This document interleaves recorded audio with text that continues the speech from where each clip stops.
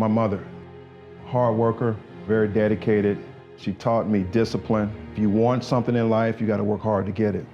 I've always had the mentality, be big time where you are.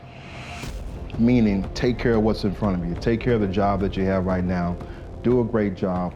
People are always going to try to tell you what you can do. I remember always telling myself as I was moving up in the ranks, you know, I do it because I can because I want to, and I want to because you told me I couldn't do it. There are so many people that said I would never be a defensive coordinator, or you'd never be a head coach. Kept my head down, kept grinding, kept being big time where I was, and here I am. I'm here to bring a world championship here to Arizona Cardinals.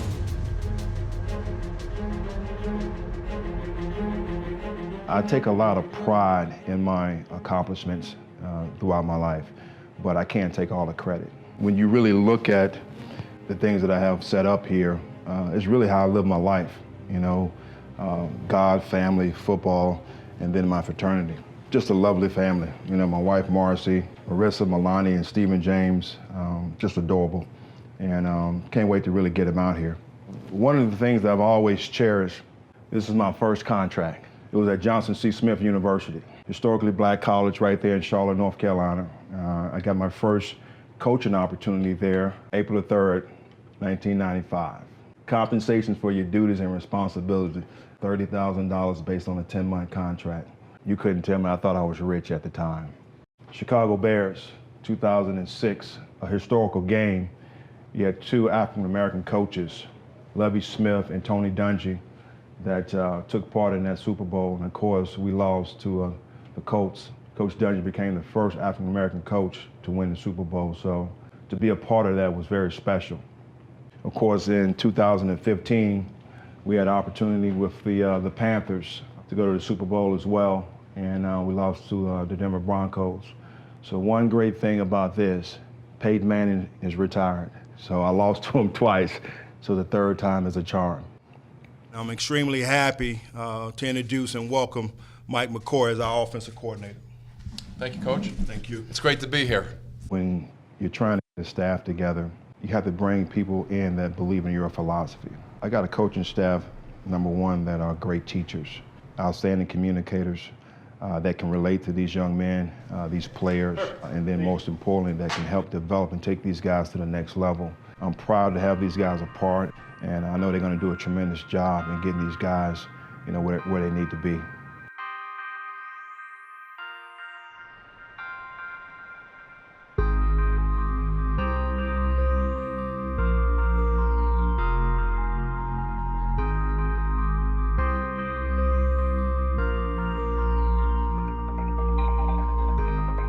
You're here for the first time at the Scouting Combine as an NFL head coach. It's very intriguing, you know, just going through the process of dealing with the different media sessions that you have to go through. Good morning, everybody. Fire away. 1, 2, 3, 4, 5, 6, 7, 8. Hope everybody is doing well this morning. Let's get started. You know, as I've getting more and more familiar with the process and the players that are in this draft, been really impressed with not only the top guys, but some of the players that could potentially be 3rd, 4th round picks. Steve Keim and I are on the same page, you know, and we're going to be very aggressive in our approach. What I mean by aggressive right here is, do we feel there's a guy that we need to move up for, you know? So there's all of those things that go into play when I talk about being aggressive. It's not sitting back. You don't look at the guys that you've hit on and had success with. You know, you're not in the business to pat yourself on the back. So there's a number of guys that, you know, maybe you should have traded up for, or maybe you should have made this decision. But that's the challenging side of the business that excites you, that gets your engine going and gets you out of bed every morning.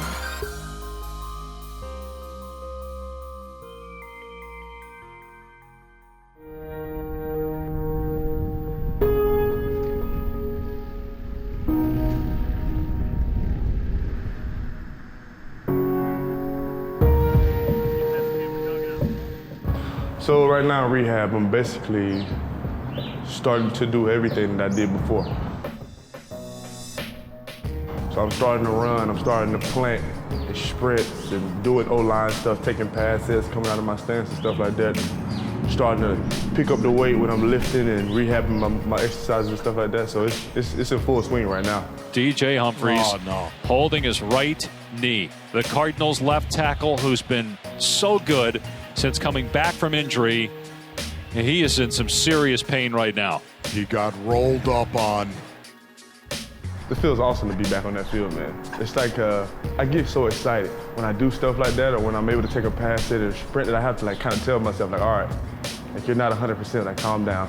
You know what I mean? And sometimes I have to remind myself of that because I get so excited.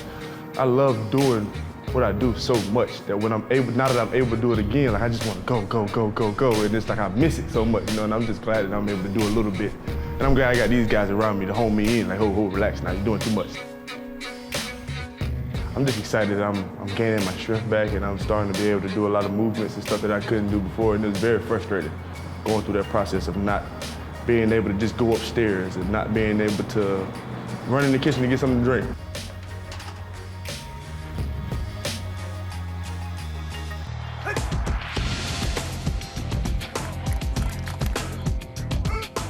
Man, it's the craziest thing in the world. I'm gonna be honest with you. When I got back, when I finished the combine and I sat back and thought about it, what I had done and what was going on in the room, it's crazy. It's like all these guys, all these coaches and general managers and owners are really trying to figure out which guy is the best for them. And you get a chance to go out there and prove them wrong. You had me here, I'm gonna show you why I'm here. I'm gonna show you why I'm better than that guy that you really like. I'm gonna show you why you're better than that guy that you really like. And that's the opportunity that you get to do at the Combine. Combine is one of the hardest things I've ever done in my life, though. It's a test till the first, as soon as you get off the plane till you get back on it. It's a test all the way through.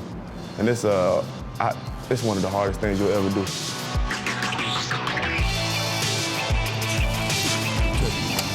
Run. Here we go. Go get it. Yeah.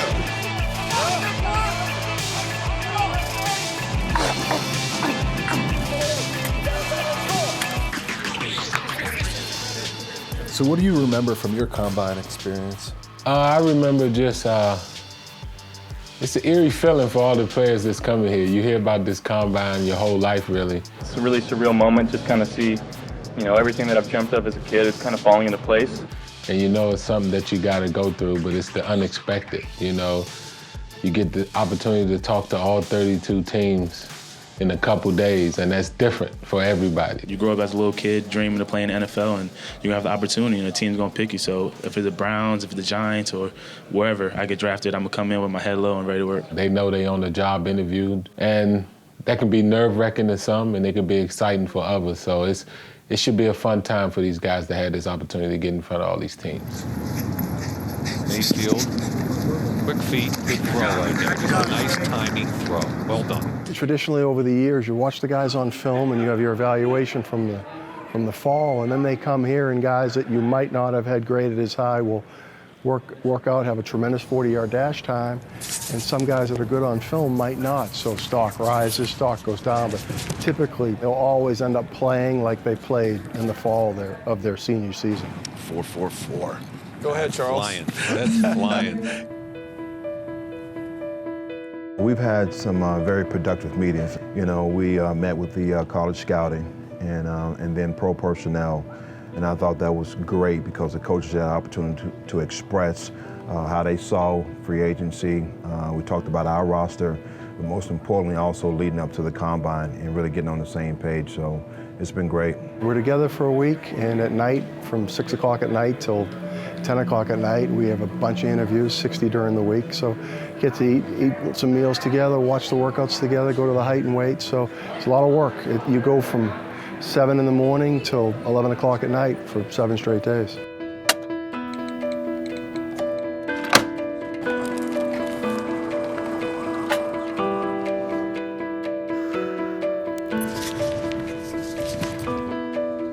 I think it's a great place to build continuity because not only the fact that just we spend a lot of time naturally together, but you get to hear everybody's opinions. You get to hear different thoughts on, you know, particular players that they may have coached in the past other places. It's constant communication between us about the future of the organization from a roster standpoint.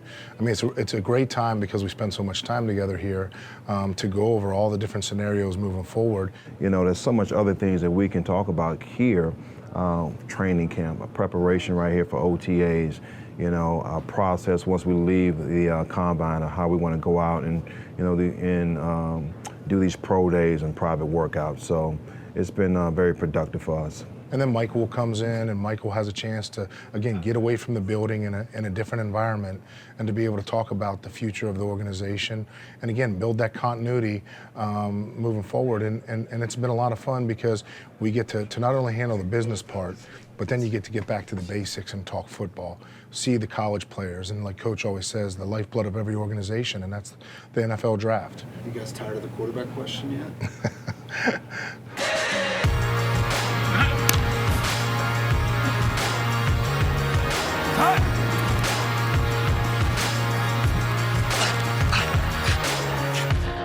I would say yes and no. You know, we're tired of it, but of course we're excited about the process. And again, you know, Steve and I constantly communicate on our direction, our approach, and the things that we feel is going to put us in the best position to be successful. Do you believe you're the best quarterback in the draft? Absolutely. And if you don't have that mindset, then something's wrong. Everybody else is probably thinking the same thing. I think I'm the best quarterback here, and I think every other quarterback should have the same exact belief that I do. What do you think of this kid, Josh Well, Rosen? everything Josh does is easy. Yeah, it's just so fluid, and I mean, except for bouncing slants to receivers, everything just looks so good. It's just the magic of television. Some of these guys never been in a huddle, never took a snap from under center, and that's, you have to do those things in the National Football League to really be successful, to really give yourself a chance. The college game, you know, with everyone playing in the shotgun, you really want to see how he's going to play from under center. Here's Lamar Jackson. Remember, never been under center. A lot of guys have done it in high school or have done it somewhere. They've done some of it in college. Under center. 1, 2, 3, 4, 5, 6, 7. Hitch. Beautiful ball. What we require on this level and what they require in the college level is really two different things. But football is football. You're going to see a player, a quarterback go out there and make all the throws. That's the most important thing when you evaluate the film is what types of throws does this player make? What types of throws does he struggle with? You know, and really, how is that player going to fit into your system? The only thing that I want to do is win, and I'm going to do whatever it takes to win. I don't care how we get it done. As long as it gets done, that's kind of how people value you and kind of rank you among other quarterbacks, is how you win. It's a few things. I think accuracy. I can make any throw. Winning is the most important. I know what the tape says. I know all that. Now I want to have an opportunity to meet him. And you can start determining, is this the guy you want leading your franchise? Josh, in this process, there's been some questions on your overall personality. What do you think about that, and how do you address that? Well, you address it here. I think that's why all these interviews and meetings and visits are awesome, because teams actually get to know me, and they don't have to find out through third parties. You know, I've got some meetings. I had some meetings Wednesday night and some meetings tonight, but out of respect for the teams, I'd rather not say who I'm meeting with. Tonight we start at 6 o'clock. It's every 15 minutes, and you go up till 9:30 at 10. You get 60 for the week. Each team has a week allotment of 60, and you get to choose who you want to speak with.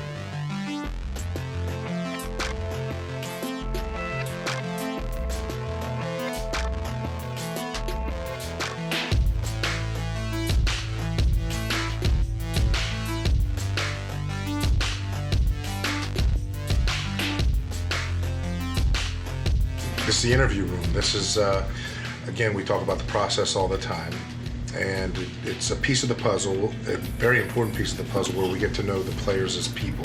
It's like speed dating, football speed dating. We're interviewing players, they're asking us a few questions, but it's mostly us asking them questions, trying to understand their football IQ, as we call it, their football intelligence. But really, it's our first opportunity to sit down with each individual player, not just the quarterbacks, but all positions, and really get to know them a little bit. Ask him some questions, watch some film with them. You want to meet him and let him get an opportunity to showcase his personality, to showcase who he are. Get to know the football player, get to know the human being, because you're going to be in the room a lot with this guy, you know. We sit in here and we have constructive conversations about not only the football side of it, but about your background, where you came from, any off-field issues that we need to be concerned about. Where's the hot seat? Right here. Yep. So that's the spot the guys come in, and where do you sit? So I sit here, and Michael generally sits over here. Coach Wilks is right here, and like I said, we hammer them with different kinds of questions. The coaches generally concentrate on the X's and O's, and then Michael in the scouting department will kind of hit a little more home on the personality, the background, and that sort of thing. What makes you tick? We throw some tough questions at some of the kids. It's not all the same for everybody, but you really want to kind of find out what type of person they are. you show some bad film, not just good clips, some bad clips, see how they respond to it, see what type of coaching they want to take. But it's a fun process. A lot of times the agents really prepare these players as they come in, and so I'll dive in and ask a lot of questions and try to get them off script. And I won't let them give me the answers that they've been preparing for the last 2 months to give to someone. They've been preparing these answers for a while now. They give you indicators in these interviews. They give you indicators and red flags, which we talk about all the time, whether are things you're impressed with, and believe me, there's as many guys that we're impressed with as I would say even more so than we are disappointed with. And it's a lot of good information, but there's more information to come. The process is just pretty much in the middle. Sam. Mr. Wilks. How are you? I'm very well. How are you? Couldn't be better. And you can say Mr. for my father. I go by Mike or Michael. So welcome aboard. Okay. Thank you very much. Thank you for the opportunity. Absolutely. I'm very, very excited. In this position, you can overthink things. And instead of that, you know what? Go with your gut instinct, make a decision, and don't look back.